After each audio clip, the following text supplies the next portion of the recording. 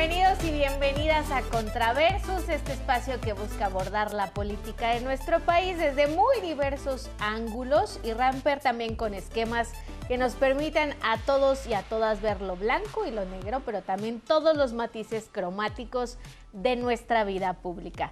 Como cada 8 días en este foro, estoy yo, Vianey Fernández, una servidora, y me acompaña el periodista Oscar Camacho. Oscar, ¿cómo estás? Vianey, ¿cómo te va? Buenas tardes. Bien, ya es la recta final de este periodo electoral. En unas horas terminarán las campañas. Los ciudadanos, las ciudadanas tendremos un periodo de reflexión, le llama el árbitro electoral, y es por eso que en Contraversus el tema del día de hoy es Destino 2024, las horas finales. Haremos un análisis de las campañas presidenciales, de las campañas en los estados, quién comunicó mejor, quién llevó mejor la estrategia, sus pronósticos. Todo esto lo estaremos llevando a discusión con la doctora Leticia Calderón Chelius. Ella es analista política. Doctora, gracias por acompañarnos. Muchas gracias por la invitación. Muchas gracias. Y también está con nosotros Luis Eduardo Velázquez, él es periodista y director de Capital CDMX. Luis, gracias por acompañarnos. Muchas gracias, Vianey. Oscar. Bienvenidos. Doctora. Pues si les parece, a unas horas de que culminen estas campañas electorales, les preguntaría, ¿quién dominó la opinión pública en este periodo electoral, en este periodo de las campañas, y si ese dominio de la opinión pública creen que se refleje en las boletas el próximo 2 de junio? Doctora. Bueno, mira, la opinión pública tiene que ver también con los medios de comunicación y yo creo que en ese sentido hubo como una predominancia en ciertos momentos y en ciertos foros para hablar, por ejemplo, en los medios corporativos de la candidata de la oposición, Xóchitl Gálvez, y en algunos otros foros como que, bueno, obviamente de la candidata oficial, vamos a decir, ¿no? Y fue muy interesante ver que hubo un momento en que no le hacían caso al tercero en discordia, que efectivamente entró tarde, Maínez, y que hubo un llamado de atención para que hubiera una equidad que me parece que es muy sana. Entonces, yo te diría, en términos de los medios, que al final también se van, digamos, espejeando con la opinión pública, pues tenemos que, se habló de todos, bueno, sobre todo las mujeres, ¿no? La verdad. Pero el detalle aquí es cómo se habló. Yo ahí no te sabría decir en términos de mediciones exactas, pero sí creo que en términos de cómo se tradujo ese estar hablando permanentemente de unas o de otras, o de la manera como se hablaba, cómo se va a traducir y cómo se va a construir en términos de la opinión pública. ¿Quién llevó mejor la estrategia en estos 3 meses de campaña, hablando en términos de candidatas y candidato presidencial? A mí me parece que lo hizo mucho mejor, incluso dicho por los medios corporativos también en ese sentido, pues Claudia Sheinbaum, porque al final de cuentas mantuvo una sobriedad. Fue muy interesante desde que hubo esta elección de la candidata, de las candidatas en ambos casos, de parte de sus grupos que las vitorearon, digamos, todo el proceso de selección al interior del Frente Morena, PT Verde, y la selección de último minuto, donde se iba a dar una elección y ya no se dio elección, en el caso de Xóchitl Gálvez. Fue designada y no, ya nos ahorramos la elección porque pues ya como va a ganar, decía Beatriz Paredes, ya como para qué vamos a la elección. Digo, eso fue el comentario. Entonces, desde ahí lo que pudimos ir acompañando fue súper interesante porque al final de cuentas había, bueno, un descubrimiento de la candidata Gálvez y, bueno, una mujer del momento irrumpió de una manera gozosa, lúdica, ¿verdad?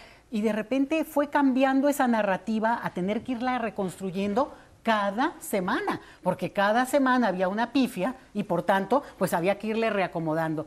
Y en el caso de Claudia Sheinbaum, como que hubo una sobriedad, una constancia y digamos, un orden que era reconocido por unos y otros. Y creo que, y por eso no lo quiero dejar de mencionar también para mantener la equidad, lo interesante fue cómo subió con MC Samuel García, que hubo un momento en que incluso se pensó que entraba a campaña y luego se salía, se retiró por sus problemas en Nuevo León, y entra Maínez totalmente fuera de lugar, y de repente lo interesante es que empieza a despuntar. Ahí sí creo que mucho por los debates, o sea, ahí sí podemos decir que los debates le sirvieron. Luis. Sí, yo considero que se fueron volando, ¿no? 90 días, además, bueno, Claudia Sheinbaum,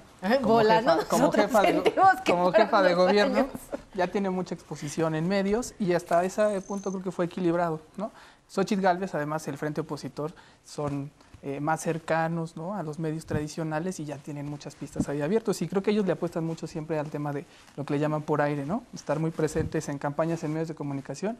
Incluso creo que aprovecharon también las redes sociales para potenciar. Si hubo un momento, creo que cuando destapan a Xóchitl, porque acordémonos que decían que venía a la Ciudad de México y de repente brinca a la presidencial y tuvo ahí un auge, ¿no?, Xóchitl Gálvez. Y ahí ya, como dice la doctora, se fue equilibrando, los debates también iban marcando un poco el ritmo hacia uno, hacia otro, y yo vi una competencia pareja en medios de comunicación, y creo que los dos bloques tienen muy buenos estrategas en materia de comunicación, asesores, y ya sabían muy bien qué mensajes posicionar para mantener ese equilibrio. Y además el INE, lo sabemos, ¿no?, mantiene esta necesidad de que se mantenga la equidad, ¿no? Siempre, si le dan tiempo a un candidato, tiene que estar presente el otro, y creo que eso sí se aprovechó muy bien por parte de los dos bloques.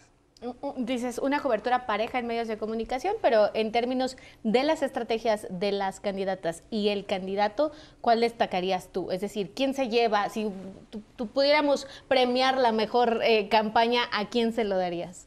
Uy, es una pregunta muy difícil. Yo creo que, a ver, por ejemplo, el Movimiento Ciudadano sorprendió, ¿no? Porque el clásico de que meten su jingle muy atractivo, y es lo único que yo destacaría, pero ya en comunicación, en un mensaje serio, yo sí vi, por ejemplo, a Claudia Sheinbaum con un mensaje muy claro, muy directo, incluso hasta cambió un poco la imagen de ella. Teníamos una imagen de la jefa de gobierno, pero ahora ya aparece como con otro porte, ¿no? Incluso se notó en los debates. Entonces son estrategias de comunicación donde te van señalando ese mensaje. Y Xóchitl, más bien ella se dejó ser, ¿no? Ya ves que ella es muy ¿cómo poderlo decirlo?, carismática, también muy coloquial, y eso la hace ser que rompa todos los esquemas. De hecho, se vio en los dos debates, ¿no? El primero, pues fue, se quiso seguir el formato, ¿no?, de sus asesores, y no se notaba ella, ¿no? El segundo y el tercero ya fue más de, me valen los formatos y voy a hacer así. Y eso creo que tiene su peso ya en materia de comunicación. Y además, yo en esa parte, ya la pregunta concreta, yo diría que las dos tuvieron un muy buen posicionamiento como campaña, ¿no? Porque además creo que el mensaje de ambos candidatos, en este caso, bueno, las punteras, sí llegó a quien tenía que llegar, ¿no? Las propuestas también no fue nada más así como el dime y direte, ¿no? No vimos una campaña de que se estuvieran atacando Claudia y respondiéndose, sino como que Claudia traía una estrategia de yo mi propuesta, yo mi mensaje, y Xóchitl, bueno, ella es su papel, ¿no? La oposición siempre tiene que estar buscando de dónde sacan. Yo veo a esos dos bloques muy sólidos en esa parte. Leticia. No, pero yo sí creo que al contrario que, digamos, no vimos las propuestas. Yo creo que vimos las propuestas de Claudia Sheinbaum porque pues claramente tenemos el modelo que se busca, que se consolide en una segunda oportunidad, que es el segundo piso famoso. O sea, como que usted sabe a lo que va. Ya no es como que nos van a ver la expectativa o vamos a tener la esperanza de que, a ver, no, nos están diciendo, esto es lo que hay, ya se gobernó con esto, estas son las limitaciones y podemos, por eso pedimos esto, ¿no? En cambio, con Xóchitl, la ambigüedad era todo. Yo difiero en eso. ¿Por qué? Porque nunca se atrevía a decir, miren, la verdad lo que queremos es regresar a la época de Salinas, o sea, no nos convenía. O de repente se está usted acercando demasiado a Felipe Calderón en su propuesta contra la violencia. No, no tanto. O sí lo admiro. Entonces, yo creo que más bien nunca se atrevió a decir, incluso esta cuestión donde desde mi punto de vista fue un punto central, y es el famoso tema de los programas sociales, donde ella reiteradamente tuvo que insistir en que no los iba a quitar, cuando en un modelo como el que proponen, o como el que uno supone que proponen, pues esto tendría otro lugar, ¿no? Otro manejo. Entonces, yo más bien creo que había mucha reacción de Xóchitl a cuestiones, no en los actos, ¿no? Porque también ahora salió la candidata Xóchitl Gálvez a decir, es que me imita Claudia. Bueno, pues tampoco hay que ir haciendo lo que se tiene que hacer, pero no, yo me refiero en términos de cómo se iban dando las propuestas o cómo se iba avanzando con algunos temas. Y Xóchitl, yo coincido totalmente contigo, más que esta cosa, haciendo el pavo aquel que, bueno, no le quedaba, no se le calentaba, y luego que sí, los chicles, las pifias, pues, ¿no? Pero yo creo que lo explotaban. Porque llegó un momento en que dije, esto es demasiado para, ahora sí que con todo respeto, pero para una señora, digamos, de la trayectoria de ella, una persona pues que ha estado no solo en el ambiente político, sino en los medios hace tanto, ese nivel de pifias solo puede ser, para mí, una intención de comunicación. Una estrategia. Sí, mantenerse y sobre todo en términos de las redes, del cotorreo, y eso es interesante porque del nivel de conocimiento que tenía, acabó con un nivel de conocimiento que corresponde a una candidata presidencial. Pero aumentaron sus negativos. Bueno, sí, esa es otra cosa, ese es otro punto, ¿no? Es que los negativos, decías, perdón, nada más recordar que también ella ha tenido esta parte de decir, soy ciudadana, ¿no? Y que criticó a Lito, criticó a Marco, criticó a todos, y siempre mantuvo esa ambigüedad, ¿no? De, sí soy de los partidos, bueno, no estoy con ellos, y eso yo creo que también le metió ahí su... Pero Luis, ¿no hubo un proyecto político desde un inicio por parte de Xóchitl Gálvez y el Frente Amplio? ¿O hay un proyecto del regreso de las élites que antes estaban configuradas en un espacio de poder, pero no lo podemos decir públicamente? Pues ella yo creo que entendió que era lo que le podría sumar como un gran negativo, ¿no? El decir, vengo con el programa de los partidos políticos que ya gobernaron. Y por eso ella siempre trató de desmarcarse y hacer esta estrategia que a veces pudiera parecer burda, pero que en redes sociales sí tiene gran impacto, ¿no? Este tipo de juegos, además hay que recordarla que es su personalidad, ¿no? O sea, fue una senadora que se disfrazó de dinosaurio en el Senado de la República, y hay imágenes de eso, ¿no? Es su personalidad. Y más bien yo creo que lo ambiguo fue que nunca se logró presentar un proyecto serio de la coalición, ¿no? O sea, de decir, este es el programa que tenemos de gobierno, porque ha costado trabajo que cuaje ese mensaje de PRI, PAN, PRD, ¿no? O sea, son 3 partidos disímbolos, pero sí tenía ella, y además ella aprovechó mucho lo de la marea rosa, ¿no? Y decir, soy ciudadana y este es mi mensaje, ¿no? Soy yo, no son ellos, como negativo. ¿No les parece que fueron inútiles estas campañas? No movieron nada, no movieron en un ápice las preferencias electorales. ¿No les parece que las campañas que hoy estamos viendo realmente se definieron más bien los resultados que vienen por lo que ya hemos visto en los 6 años del último gobierno, más que por las campañas? Si nosotros nos vamos a las encuestas, hubo un gasto inmensamente millonario que no sirvió para nada. O sea, Claudia va a terminar las campañas con el mismo porcentaje de votación que traía no desde hace 3 meses, desde hace 1 año. ¿Más? O más, exactamente. Desde el 21 más, prácticamente. ¿no? Y Xóchitl pues está manejándose en un porcentaje que de alguna manera es con lo mismo que empezó, con más negativos efectivamente, pero digamos, y MC pues ni pinta, ¿no? ¿No les parece que fueron inútiles estas campañas? No, yo no creo. Yo creo que creo que son muy largas porque en realidad los tiempos se truquean, ¿no? Y eso sí tendrían después que sentarse a negociar los partidos políticos, cosa que no hicieron en el sexenio, y entonces, pues la verdad es que eso sí resultó una cosa inútil. Pero fíjate que yo no lo creo por una razón. En primera, porque es un derecho político el poder presentarte ante el público en términos ya, digamos, de teoría, ¿no? Como candidatos y exponer tu proyecto. Acá la crítica sería ¿cuál proyecto? Pero en el caso de Claudia Sheinbaum, por ejemplo, pues la conocimos. Porque en realidad, como también decías, cómo fue cambiando, ubicando su personalidad. Incluso a mí siempre me molestó muchísimo y me enoja mucho que digan, es que es como López Obrador. Perdón, se conocen hace 20 años. Es gente que ha trabajado junta y obviamente con personalidades claramente diferentes. Ojalá pudiera, ahora sí que es que quiero imitar a López Obrador, ojalá pudiera, ¿no? Pero lo que me parece interesante es que consolidó al final de su campaña el mensaje que necesita para quienes están dispuestos a acompañarla. Esto es lo que hay, esto es lo que ofrecemos, y digamos, con un matiz, con un...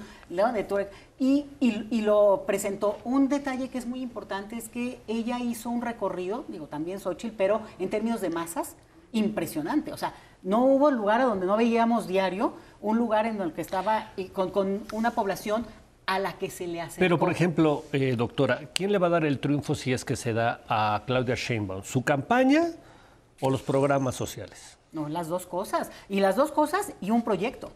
Y los programas sociales es una parte de un proyecto, es solamente una parte como para, digamos, traer un poco desde la desigualdad a las personas. Pero, digamos, el proyecto es como mucho más ambicioso. Sobre todo, mira, una cosa son las acciones, como los programas sociales, pero otra es el concepto, y atrás de la conceptualización de los programas sociales está la idea de la justicia social.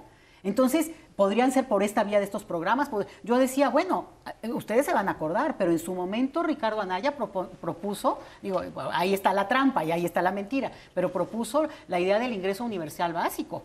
O sea, eso es no nada de que mayor de tanta edad, menor de tanta, no, es todos por el hecho mismo de ser ciudadanos. Pero bueno, no me desvío de ese punto. Yo creo que lo interesante es ver cómo en las campañas vimos cosas, más allá de las pifias y lo que nos hizo reír o enojar muchísimo, algunas como yo, de verdad acabé muy molesta porque la vulgaridad no me parece que sea un mensaje positivo, pero bueno, y lo digo por Xóchitl Gálvez, ¿eh? Pero entonces, lo que sí fue interesante es ir viendo cómo se iban recomponiendo y las marometas que se tenían que hacer en ambos lados, ¿eh? Porque también hay impresentables en el lado de Morena, sí. PT y Verde. Déjeme hacer un pequeño corte, la tengo que interrumpir porque pues el tiempo nos gana. Regresamos en un momento, vamos a ir a un corte, no se vaya, quédese con nosotros, estamos en Contraversos.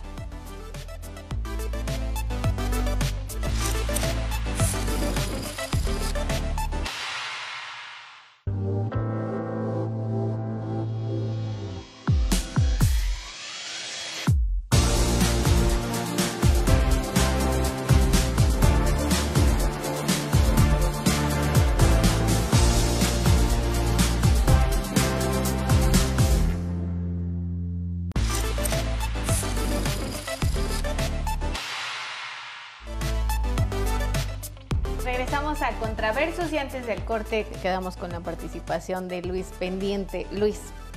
Pues bueno, coincido con muchas cosas que dice la doctora, creo, pero a la pregunta de Oscar que era, ¿fueron inútiles las campañas? Yo creo que ya tenemos modelos de campañas muy arcaicos, ¿no? Y aparte ahora ya con esta dualidad de las redes sociales, que también muchos asesores en comunicación les dicen, es que en la red social lo que tienes que hacer es presentarte como cercano a la gente, carismático, y entonces se pierde mucho de la propuesta, ¿no? Queda más bien en buscar popularidad. Y yo creo que también lo que presentaba, o bueno, lo que comentabas de los programas sociales, que sí estuvieron a debate, la política social, creo que Morena ahorita ya tiene un promedio de 26 millones de personas que reciben un programa social. Por supuesto que es una base social que sí te permite fidelizar, pero que cada vez también se ha ido transformando, porque mucha gente ya entiende que los programas sociales son derechos conquistados por la ciudadanía, claro, conquistados por un grupo, hay que decirlo, un grupo social de la izquierda que está en Morena, que fue quien puso en agenda el tema de los programas sociales, desde la Ciudad de México hacia lo federal. Pero ya la gente ya y lo que ya la siente gente ya, aquí en la ciudad, yo creo que es donde se siente más. En varios estados de la República yo creo que sigue permeando mucho la idea de que el gobierno nos está dando el apoyo, es tal persona la que nos lo está dando. Aquí en la ciudad, como ya también, bueno, en lo federal yo creo que permeó mucho que ya es un derecho constitucional. Se modificó la Constitución para meter la política social y entonces ya cada vez va eso permitiendo a la gente explicarle y decirle, no te espantes, el programa ahí está y nadie te lo va a quitar.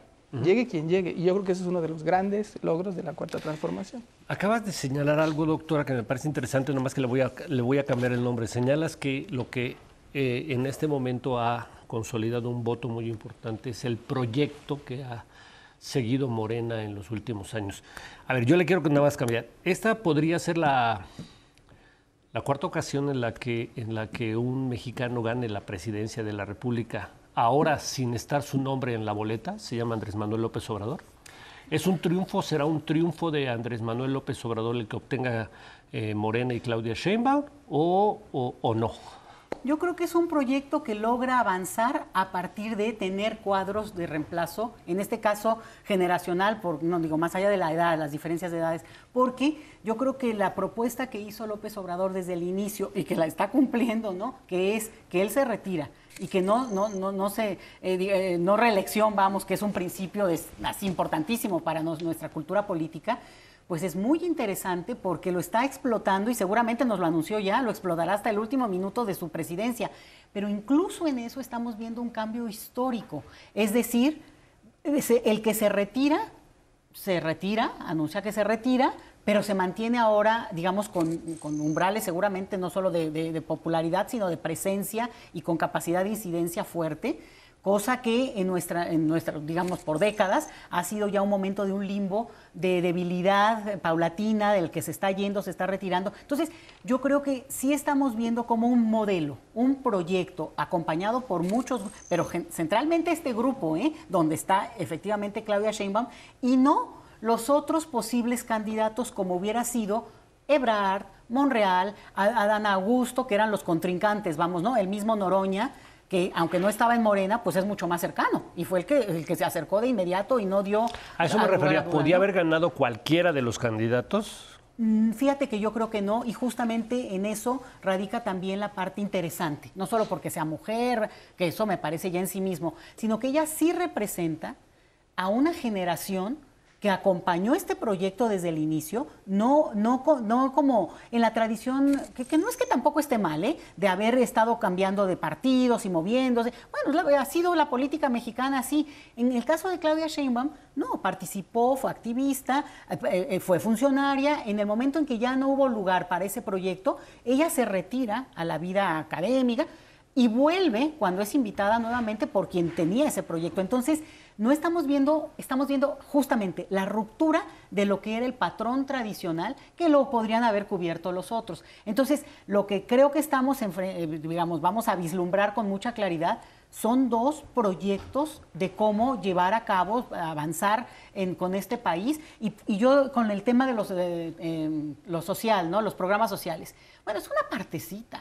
Oigan, se aumentó el salario mínimo en este país. Se habla de temas de los que ni siquiera nos atrevíamos a hablar, tipo el tema de las minas, el derecho al agua, la cuestión, bueno, no avanzó, y tenemos unos meses que podría avanzar. El tema de las 40 horas como de jornada digna. Ahorita hablamos de los pendientes, Luis Eduardo. Sí, bueno, yo creo que sí logra Claudia Sheinbaum modificar su imagen de no soy el dedazo, ¿no? Porque eso fue con lo que llegó, ¿no? Recordemos que fue un proceso ríspido. Marcelo Ebrard salió pataleando diciendo, me la robaste, utilizaste la política social, utilizaste el aparato de gobierno, y eso yo creo que marcó el arranque de la campaña. Y ya durante la campaña también se mostró Claudia con este oficio político, por ejemplo, para adherir de un inicio a todos los que eran sus adversarios, y al final a Marcelo Ebrard, que fue ya lo que sorprendió, porque estaba ahí lo dubitativo de servir a la oposición, servir a Movimiento Ciudadano. Se jugó mucho con esa tensión, pero a partir de que logran hacer ese cambio y suma Claudia, yo creo que eso le ayudó mucho para decir sí soy yo, y sí ya hacer coherente esta idea de que le entregaron el bastón de mando, ¿no? Que representaba eso. O sea, en realidad el problema que enfrentaba Andrés Manuel López Obrador en la sucesión, creo yo, era cómo hacerlo diferente para que no parezca esta idea clásica de que es que el tapado y lo que veníamos siempre combatiendo, el dedazo, sí. ¿No? Y además creo que le ayudó mucho el que fuera una mujer, porque se prestó a esta idea, a esta revolución que hay de decir es tiempo de mujeres, es una mujer, y Claudia ha sabido también comportarse como para decir vamos a poner ciertas líneas, porque además no va a poder imitar a López Obrador. Yo creo que no hay quien pueda imitar, mantener su liderazgo, tener incluso su genio creativo. ¿Pero tú crees que la gente va a votar en esta ocasión teniendo a López Obrador presente cuando vea a Morena, o va a ver el nombre de Claudia Sheinbaum? Yo creo que los van a ver ya como un proyecto unificado, que eso sí lo representan, porque además de las propuestas que había para llegar a ser candidato presidencial, Claudia representa el movimiento, y eso yo creo que va de la mano. Esta presencia de la cual hablaba, doctora, que es muy difícil, evidentemente, separar del proyecto político de la Cuarta Transformación al presidente Andrés Manuel López Obrador, la oposición la señala como elección de Estado. ¿Es presencia o elección de Estado?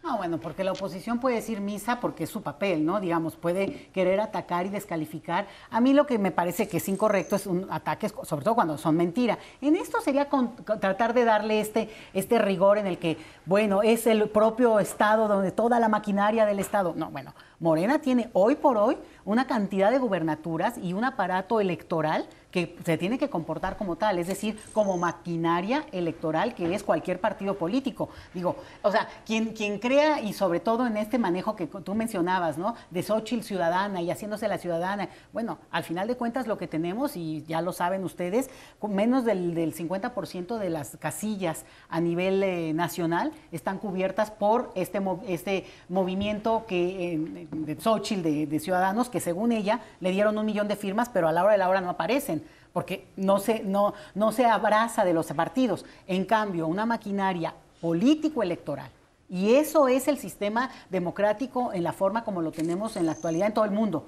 basado en partidos políticos. O sea, la figura de los independientes es todavía muy complicada en la mayoría de los países del mundo y en México lo ha sido. Entonces, sí creo que lo que estamos viendo es cómo, al final de cuentas, hablar y descalificar, pues no necesariamente es realmente calificar como es correcto y... aunque algunos a lo mejor se la creen porque ya de pleno se trastornaron, pero están pues totalmente fuera del contexto que vivimos en este país, ¿no? Doctora Luis, que está dando la oposición para hablar de elección de Estado. Dicen, el presidente ha intervenido más de 55 veces en el proceso, solo desde las mañaneras, ¿no? Le han adjudicado que está presumiendo en tiempos electorales programas sociales. Han dicho que también hay gobernadores que se están inmiscuyendo. Han dicho que los medios públicos están trabajando a favor de una candidata. Han dicho también que hay toda una serie de violaciones, de exceso de gasto. En fin, hay toda una serie de datos que la oposición viene dando para decir se está perfilando y se ha venido dando una elección de Estado y la vamos a judicializar, Luis Eduardo. Por ahí casos de violencia política le agregaría yo, ¿no? Claro, que también señalan. Claro. Yo creo que, a ver, siempre en las elecciones se habla de la oposición, incluso, o sea, Morena haciendo oposición, es elección de Estado, es el discurso clásico de la oposición. Hay que ver los hechos, porque también es muy difícil probar, ¿no? Este tipo de... A ver, hubo propaganda anticipada, yo creo que sí hubo en algunos momentos, pero si no lo pudieron fundamentar y el INE no tuvo la capacidad de ejecutar la ley, pues ya queda en el olvido. Y lo mismo ha venido pasando con otros hechos. El presidente, claro que se arriesgaba a incurrir en actos no anticipados de campaña, pero porque a él no se le puede sancionar por eso, pero sí en a lo mejor lo que le llaman intervino el proceso, porque diario se expone al público, diario habla en la mañanera y además los reporteros pues están ahí siempre, oiga presidente, o sea, no van a sacar los reporteros la agenda y eso se volvía como que un matiz muy complicado. Pero el INE creo que estuvo, por lo menos donde más pudo, sí metiendo medidas cautelares para decir, oye, no te metas tanto, ¿no?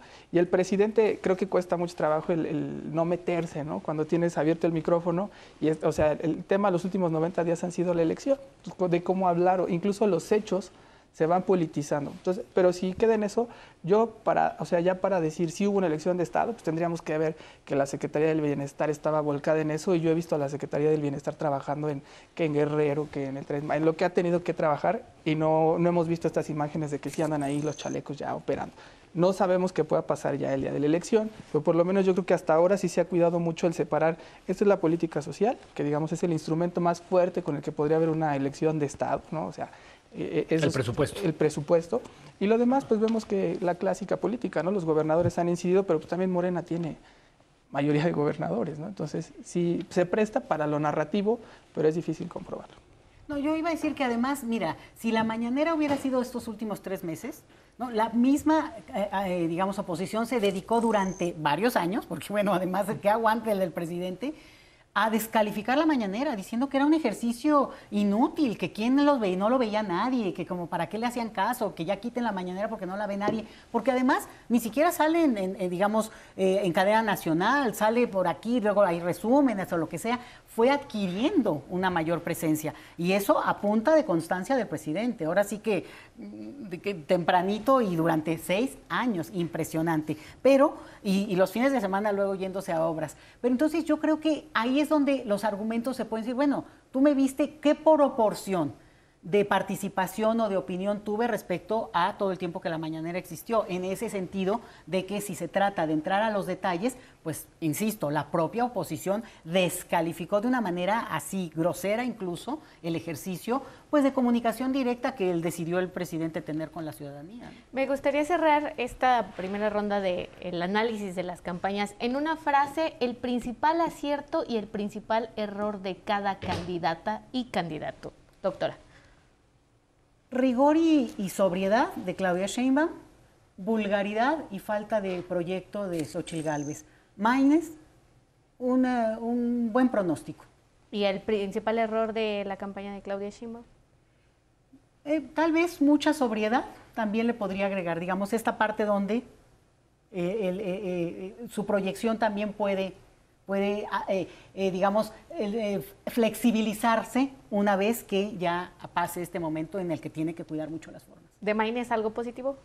No, te digo que yo le veo un buen pronóstico en el sentido sobre todo de que, se ejecutó bien, que después podríamos hablar de Maynes. Muy bien. Luis.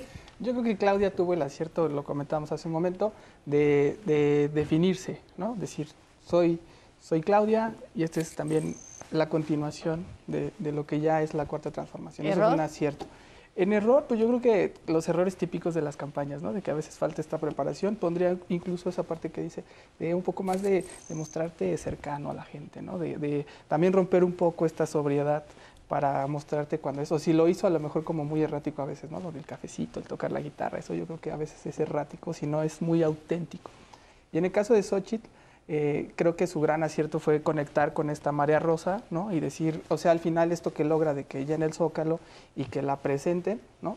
Cualquiera diría, pues es al revés, ¿no? La marea rosa siempre fue, pero aún así haya sido o no haya sido, ahí está y la reconocieron. Eso es un gran acierto, yo creo que logró ella y desmarcarse eso de los partidos, ¿no? A lo mejor no de manera tan clara, pero sí de irlos haciendo, porque sí se nota cuando los hace como que para allá, ¿no? Es decir, háganse tantito para allá, que no han incidido con ella. O cuando ellos la hacen un tantito para allá con los recursos. Exacto, y error yo creo que pues tiene varios errores ahí también en su comunicación, se ha dejado ver esa parte que es, y yo a Xóchitl Gálvez la veo siempre como muy poco articulada, es muy, incluso cuando gobernó Miguel Hidalgo, siempre su gobierno fue muy complicado porque no es estructurado y eso se notó en la campaña, ¿no? De que a veces le hace caso al asesor, a veces no, y eso por supuesto que es un error. Nuevamente el tiempo está sobre nosotros. Les voy a poner sobre la mesa una pregunta que tiene que ver con lo que decía Vianey, que platicaremos el plan C.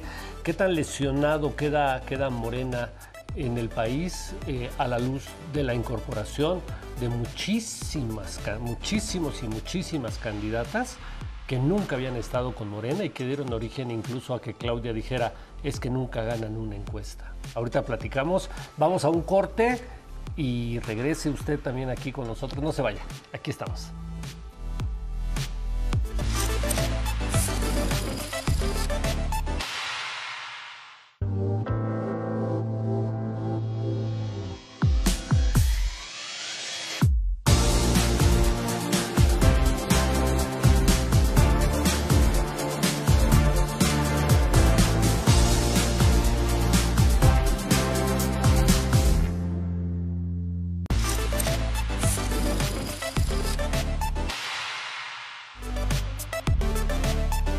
Gracias por continuar con nosotros en Contraversus. El día de hoy estamos haciendo un balance rumbo a las elecciones del 2 de junio. Ya terminadas casi las campañas electorales, a punto de entrar a este periodo de reflexión. Bueno, pues estamos hablando de Destino 2024, las horas finales. Doctora, antes de este corte, Oscar les hacía una pregunta. ¿Qué tan lastimado quedan los partidos políticos después de su contienda interna, después de la repartición de las candidaturas? En el caso de Morena, ¿esto no puede impactar sobre todo en las elecciones estatales a la hora de la operación en tierra?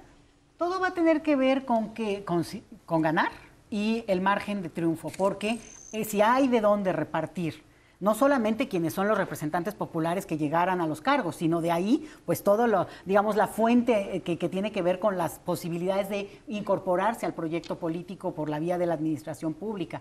Y eso, pues, tiene que ver con quién gana. Entonces, yo creo que esa rebelión estaría como, digamos, dependiendo de qué tanto y cómo se dé ese resultado. Eso sería por un lado. Pero de que va a haber una rebelión, por ejemplo, en el PRI, la auguro, pero así, de cuchillos abiertos, ¿no? Porque obviamente parte es lo mismo, pero del otro lado. Y entonces haber apostado por una candidata que ni era de ellos, que ni siquiera quiso reconocerlos, que le hacía el fuchi a Lito, a veces lo trataba bien, que no, se alejaba porque no quiere que me confundan con los del PRI, luego no, mejor los del PAN tampoco, yo soy trotskista, pero además feminista, y ahora, o sea, esto yo creo que va a tener una consecuencia importante a la hora de cobrarle a su dirigente el resultado, otra vez, ¿no? Dependiendo del resultado, y el PAN, pero aquí hay un asunto que sí sería bueno, porque yo les decía que casi no se ha hablado de él.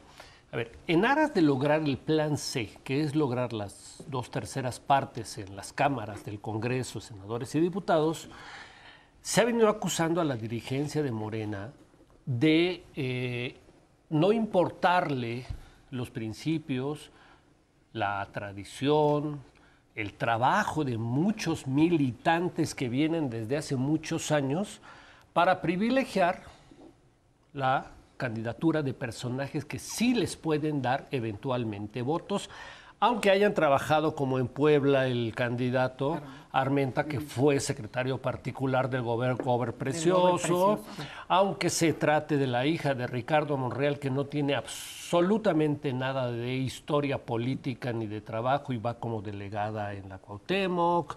En fin, hay muchos personajes. En 19 estados, por lo menos, yo leí el otro día un artículo de Sin embargo, que en 19 estados hay grandes inconformidades porque se hizo de lado a la gente que tradicionalmente luchó, construyó y formó a Morena. La Ciudad de México hubo una gran y fuerte confrontación precisamente entre Clara Brugada y Harfuch, porque se veía Harfuch, la militancia de Morena veía a Harfuch como una revista, aunque tuviera un mayor cartel para dar votos. En Tabasco, ¿no? En Tabasco.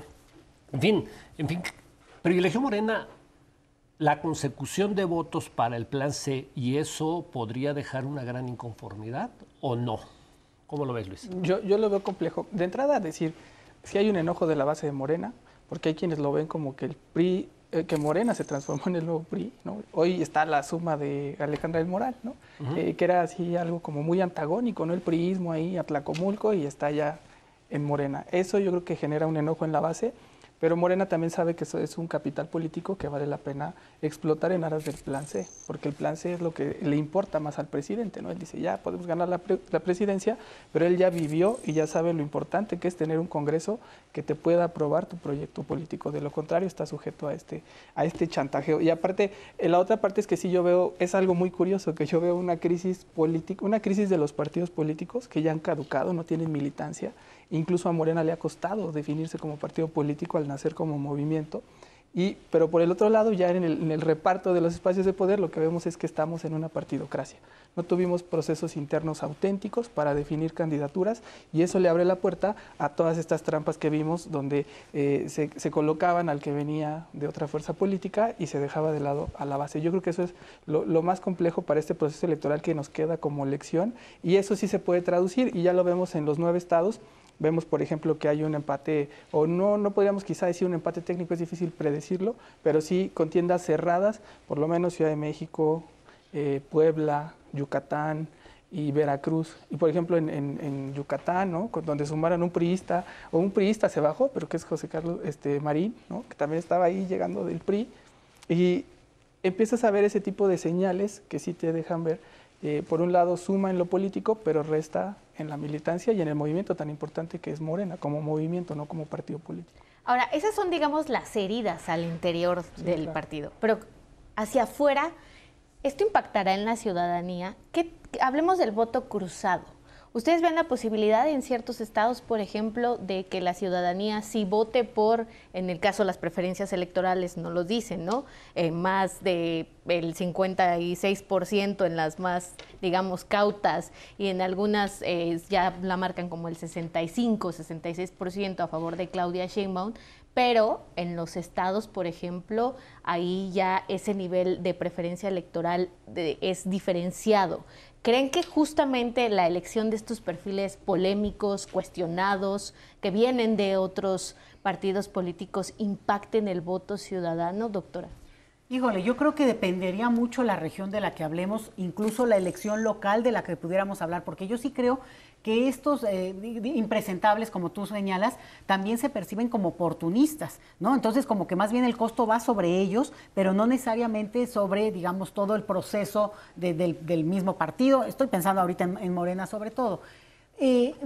Habrá algunos que tal vez son militantes de mucho más tiempo y se molestan, pero en términos de la ciudadanía en general, yo no creo que se vayan tanto a este detalle. Tan es así que Armenta, tú mencionabas en el caso de Puebla, pues no carga con eso, o por lo menos no evidentemente como para que hubiera quedado fuera del proceso. En Yucatán se acaba de bajar la candidata del PRD para sumarse, no, es como los últimos momentos en los cuales también se suman en la idea de, pues obviamente, y vamos a decirlo en mexicano, agarrar hueso, ¿no? Claro. Pero, digo, para decirlo en mexicano como decimos acá, pero lo que sí me parece es que esto tiene una dimensión Y la vida partidista no necesariamente es la que vivimos los ciudadanos si no estamos metidos, ¿no? Ahora te enteras de más cosas y todo, y tal vez criticas sin entender algunas cosas de dentro, pero no necesariamente el mensaje del Plan C, que es muy contundente, y es lo que tú decías.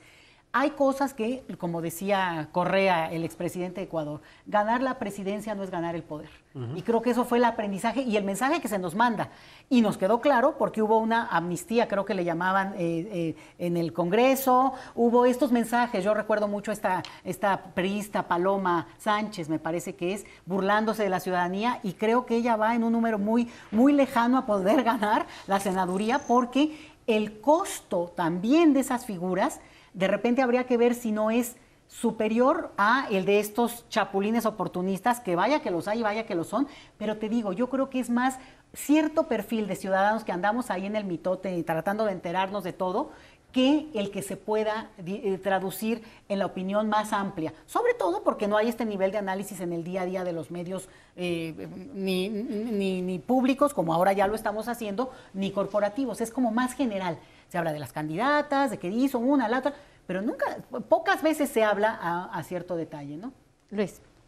Pues yo insisto en esta parte de que sí va a haber un resultado que va a mostrar el enojo de la base, porque justo este pragmatismo en el reparto de candidaturas en todos los partidos genera ese rechazo, pero el que tiene una base social más clara, más fuerte es Morena. Y ahí ¿el castigo hoy sería voto cruzado, dices? Sí, y sobre todo, depende también, yo creo que se da mucho en ciudadanos muy informados, que dicen yo no quiero darle todo el poder a un solo grupo, y también se da en donde hay líderes corporativos que movilizan el voto y que dicen, oye, aquí ya acordé que vamos a apoyar a Claudia, aquí vamos a apoyar al candidato a gobernador, acá vamos a apoyar al alcalde, y juegan con eso, que es una ilegalidad, por supuesto, porque el voto es libre y no debería de pasar eso, pero pasa en la Ciudad de México, pasa en muchos estados, y ese es el riesgo. Pero aquí en la ciudad el pulso que se tuvo muchas veces fue de esta base enojada con Morena, que ahorita está diciendo, pues no vamos a votar por Claudia, pero no vamos a votar a lo mejor por Clara, o no vamos a votar por este alcalde que no nos gustó porque viene de no sé dónde, y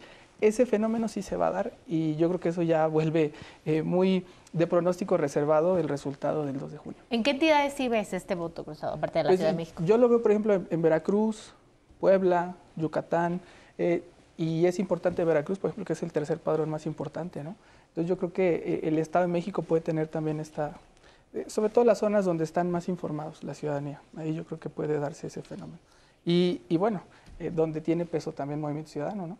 Jalisco, ¿no? Jalisco, Nuevo León pueden hacer este asunto. Hablándose mucho más del voto cruzado, creo que en cualquier otro estado, es Jalisco, donde actualmente está como pesando mucho esa posibilidad, ¿no?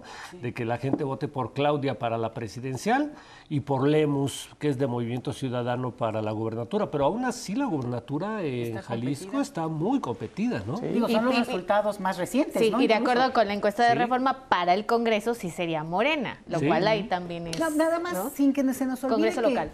Y tú lo mencionabas antes, y tal vez como la retomo desde otro lado, de que va a estar López Obrador en la boleta. O sea, sí, en ese sentido, porque al final de cuentas obviamente es el principal insumo que puede tener cualquiera, ya querría, ¿no? Y Claudia lo tiene, y que en ese sentido, al retirarse también, es como la última vez que un llamado a que se cierren filas, a que al final de cuentas el proyecto que ha enarbolado este presidente, que ha estado tantas veces y que justamente es capaz de soltar el poder y permitir que avancen otras generaciones, bueno, pues se va a poner a prueba, se va a poner a prueba, y sí me parece que ahí es donde, pues en cada estado va a jugar distinto, también dependiendo la coyuntura. Pensé en Chihuahua ha hecho una espléndida campaña Andrea Chávez, y bueno, muy mediática, muy joven y todo, pero bueno, a lo mejor las fuerzas duras de ese estado también están moviéndose por debajo. Entonces, cada estado va a ser no solo una sorpresa, sino una forma de leerlo por sí misma. Y una batalla para los partidos políticos, ¿no? Sí. También hay un elemento que me parece deberíamos de darle como que un repaso. El papel que han tenido hasta hoy las encuestas. Creo que son un elemento fundamental. A ver, yo recuerdo casos emblemáticos de encuestas. Por ejemplo, para mí el más emblemático del uso político, mediático e incluso corrupto del uso de encuestas Me parece que es el caso en el cual Ciro Gómez Leiva durante todo el tiempo de la campaña estuvo diciendo Peña va arriba por muchísimos puntos. Peña va arriba de la empresa Geo, si no me equivoco, y Peña va arriba, y Peña va arriba, y Peña va arriba, y Peña va arriba, ¿no? Y al final, de la noche a la mañana, sí ganó Peña, pero nunca por el porcentaje que estuvo dando la encuesta de Ciro. A tal punto que Ciro dice públicamente, como en un mea culpa, les quiero ofrecer perdón a todos mis televidentes porque me equivoqué al seleccionar a esta casa encuestadora. Cosa que, pues, la verdad, muchos no creímos, ¿no?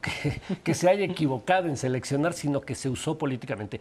Se están usando políticamente, hay encuestadoras vendidas en este sentido. Claro que todas se venden porque les pagan su trabajo, pero me refiero, ¿ustedes ven que se están las encuestas que hoy estamos viendo utilizando de una manera incorrecta, poco ética? ¿Estamos ante un panorama de encuestas que no habíamos visto, que están actuando libremente o no? ¿Cómo las ven ustedes, Luis? Yo creo que falta un código de ética de las casas encuestadoras. Además han tenido un cambio generacional, muchos encuestadores que ya no están, María de las Heras, por ejemplo, van llegando los hijos, se van renovando y eso ha hecho que también se dé este juego perverso, que es utilizar la casa encuestadora para generar una percepción a través de los medios de comunicación, y hasta incluso de las redes sociales. Y eso creo que los partidos políticos lo han sabido utilizar para ir generando estas percepciones y por eso desde lo que comentas de Ciro y antes hemos tenido sorpresas. En el Estado de México decían que iba a ganar Morena o Alejandra del Moral por 15 puntos y luego decían otras que Morena también iba a ganar. Al final la elección se fue cerrando y no reflejó lo que estábamos viendo. Y por el otro lado también es que tenemos una ciudadanía cada vez más inteligente en el sentido de que no quiere expresar su opinión o desconfía al hacerlo así públicamente en una encuesta y se guardan su opinión y mejor ellos, y a veces hasta juegan, ¿no? Pues hoy le dije que voy por Claudia, mañana le digo que voy por Xóchitl y ahora digo que no sé o no estoy informado y eso ya hace que Pero sea ¿no sientes que eso no lo estamos viendo hoy, Luis? Hoy hay, si no me equivoco, 15 casas encuestadoras. Aparte ha habido un crecimiento desproporcionado. Yo hay encuestadoras que luego ya las veo y digo, perdón, pero ¿cuál es? No, sí, pero me refería a que qué tanto la gente puede o no estar engañando. Sí, también entender si es algo serio. Ajá, me refiero que hoy hay 15 casas encuestadoras. O sea, si la gente estuviera diciéndole a uno una cosa y a otro, tendríamos, vamos a suponer, de 15 medianamente confiables, 7 diciendo una cosa, 6 diciendo otra, unos 3 más otras cosas, ¿no? No, y hoy hay 20 o 15 encuestadoras hablando de que Claudia va arriba y solo hay una a favor de Xóchitl. ¿Es creíble esto o no es creíble? A la luz precisamente de que es 15 y solo una en casa encuestadora que es Massive Caller, a la que incluso Xóchitl le dijo que pagándoles se venden a cualquiera. Tenemos que hacer una pausa, pero lo dejamos como ahí sobre la mesa para que después de esta pausa podamos discutirlo. No se vayan, seguimos en Contraverso.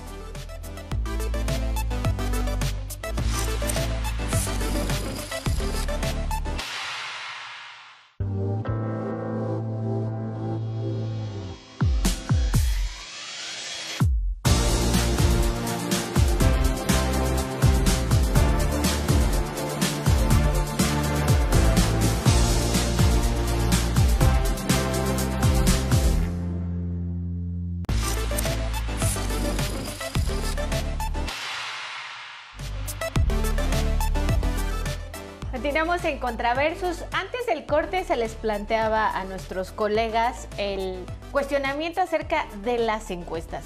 Yo veo 3 grupos, ustedes me dirán si estoy en lo correcto o no.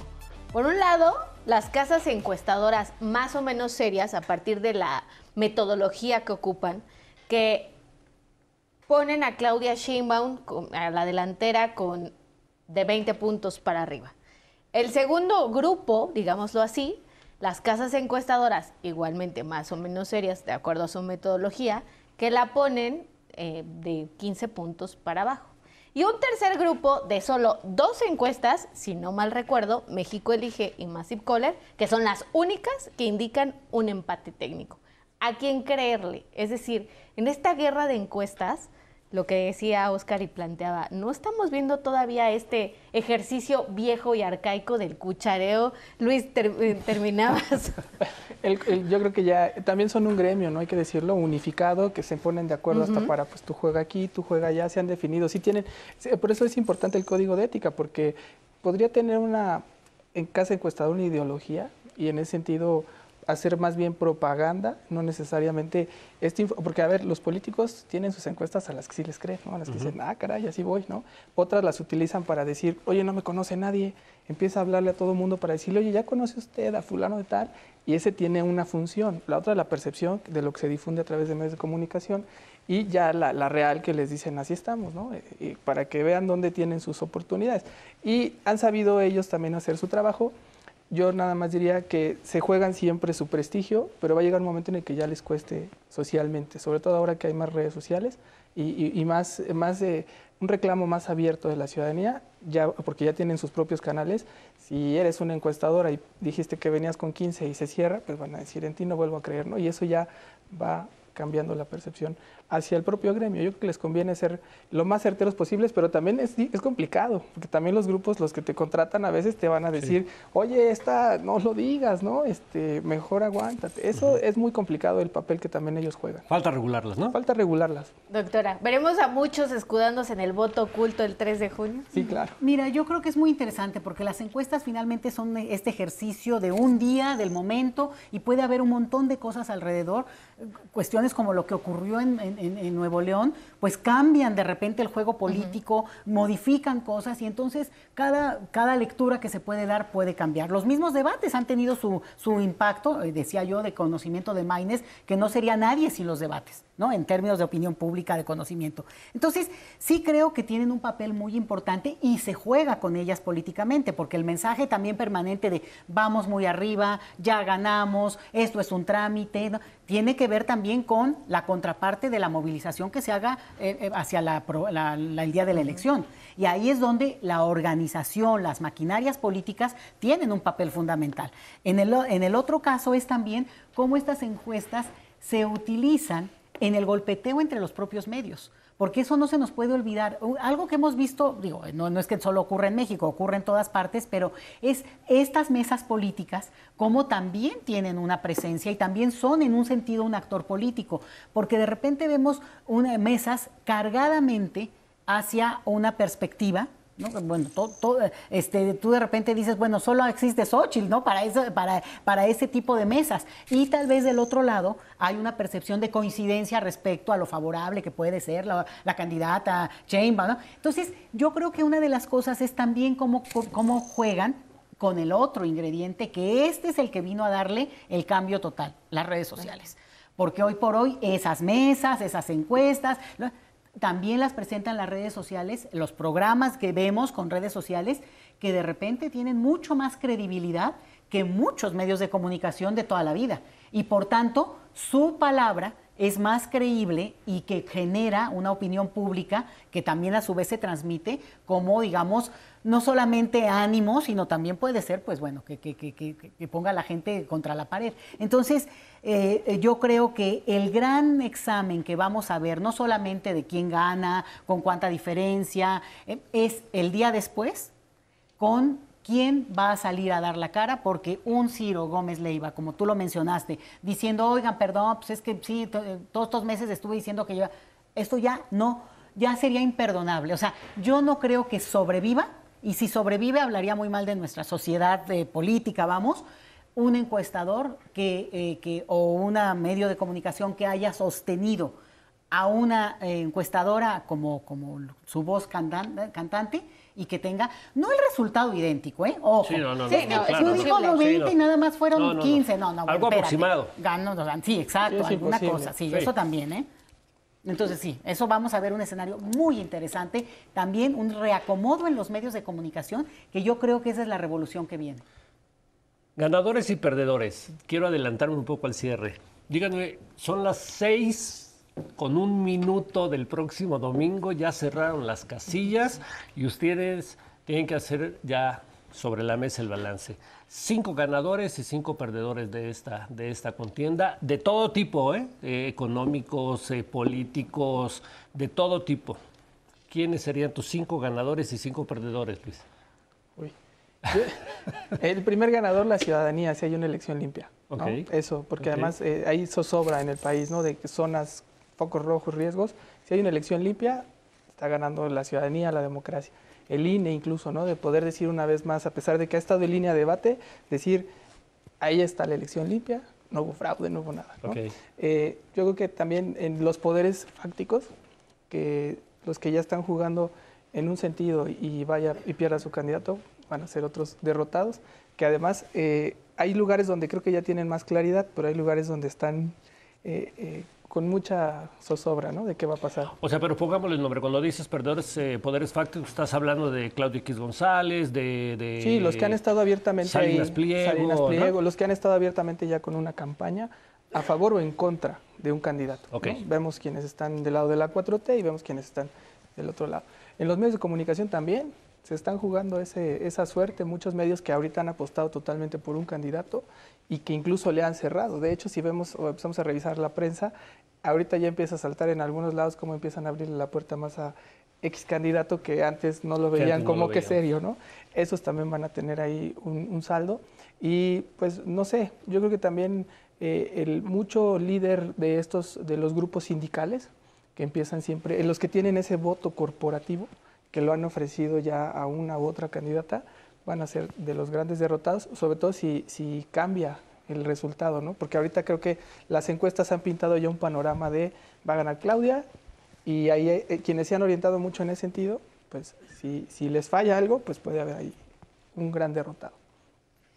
Difícil, porque yo creo que es como en la especulación, sobre todo en la diferencia del resultado.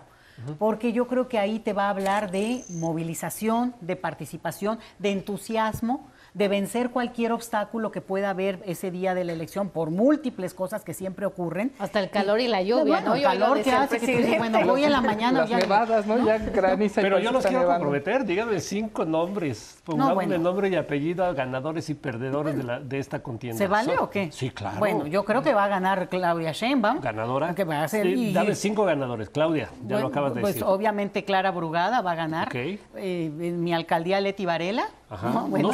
No solo candidatos, o sea, puede ser cualquier personaje. Bueno. Tenemos 2 horas aquí, no es cierto. No, bueno, pues yo sí creo ahí que la ciudadanía, que hemos estado activos, y eso te diría que de los dos lados, si algo ocurrió en este tiempo político es la movilización de un número muy importante de gente que no se movía, ¿no? ¿Quinto? El quinto ganador, sí creo que el INE. Sí creo que el INE con todo va a demostrar que es esa maquinaria que permite hacer elecciones en términos técnicos y que si sale de... ¿no? Perdedores, doctora. Los perdedores va a ser claramente, digamos, pues en este caso Xóchitl Gálvez va a perder y creo que va a perder con una diferencia muy grande. 2. ¿No? Y bueno, si me voy en el mismo orden, pues va a perder también Taboada en la Ciudad de México, pero también creo que ahí hay un punto importante. Va a perder una narrativa que se ha impuesto desde algunos grupos, no solamente de poder, sino también de la ciudadanía, que ha despreciado, que ha malinterpretado todo signo, digamos, de apoyo, de ayuda, de digamos, hasta de fraternidad, de un discurso que se ha mantenido estos años y que tiene otros códigos, te pueden gustar o no, pero que tiene ciertos códigos que no se quisieron entender. Y esa narrativa va a ser derrotada, va a estar en el banquillo de los acusados en el sentido... Claudio X y todos los comunicadores, y mucha ciudadanía con cierta capacidad, hablo de redes luego, ¿no? De desprecio, bola de ignorantes o incluso el ataque sistemático al recibimiento de programas sociales de la inmensa mayoría de las personas que lo hacen en este país como algo no legítimo. ¿Ves al movimiento de Morena ganador o perdedor? Como un movimiento. No, bueno, pues es que yo sí veo, siguiendo las encuestas que hay, ¿no? Eso es lo que voy siguiendo y en términos de lo que yo participo, pues yo creo que va a salir ganador y un poco en esta cosa de vencedor también, ¿no? Sí. ¿Y nadie habló del PRD? Esos son otros perdedores, los que no logren el registro. Que ahí en la tablita está PT, el PRD, y yo diría que también un ganador es Movimiento Ciudadano, con el caso más bien Dante Delgado, que tiene la franquicia, porque si no se da el plan C y pintan las encuestas como van, que Maynes le dio un buen rendimiento, no va a ganar, pero le va a dar muchas curules. Bisagra. Y entonces le va a permitir ser la bisagra entre estos dos bloques y ese sería un ganador. Las encuestadoras se llevaron millones de pesos, ¿no las ven como ganadoras? Sí, claro, las encuestas también. Pero siempre, ¿no? Una rentabilidad muy alta, ¿no? Siempre, aunque que por eso lo importante sería que si realmente están totalmente fuera de norma, que tengan un castigo no solo ético y, ay, me disculpo con ustedes, sino también un castigo en términos de su presencia. Pueden pensar que es maña, pero se los garantizo que no. Su opinión sobre los medios públicos en este proceso y los medios privados. Rapidito, tenemos 3 minutos. En un minuto tu opinión sobre medios privados y medios públicos. Creo que irrumpieron tardíamente los medios públicos. Creo que han permitido demasiado, que digamos, el poco contraste que tendrían que haberlo ofrecido a comparación de los medios corporativos, y eso a mí me hubiera gustado verlo en algún lugar que es los medios públicos. Entonces, mi balance es que necesitan a fuerza, ahora sí que renovarse, no morir, pero sí renovarse para una etapa que necesita un tipo de comunicación desde lo público muy diferente. Los medios privados.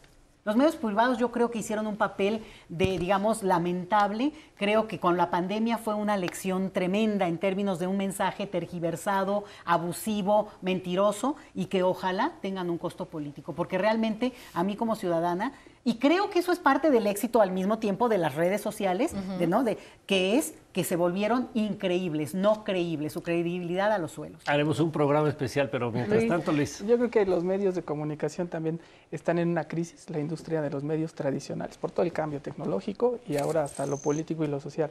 Y los medios públicos también creo que han ido avanzando bien, pero hace falta todavía meterles una buena reforma para renovarlos, como dice, porque los medios públicos tienen que ser arropados por la ciudadanía, tiene que ser el canal de la ciudadanía para donde se debata, donde se abra. Creo que ese es un reto de los medios públicos, no solo en lo nacional, en lo local, sobre todo en lo local, porque los estados tienen muchos medios públicos, a veces desaprovechados. Y pues esa va a ser una suerte interesante, la de los medios de comunicación, a partir del 2024. Ya haremos un programa sobre los medios. Muchísimas gracias, Luis. Gracias, doctora. Gracias, Oscar. Al contrario, Denise. Y a todo el público que nos ve, le damos las gracias por estar aquí con nosotros. Recuerde que el próximo domingo habrá elecciones. Hay que ir a votar. 2 de junio, todos a votar. Y aquí el lunes estamos para analizar este proceso y esa elección. Muchas gracias.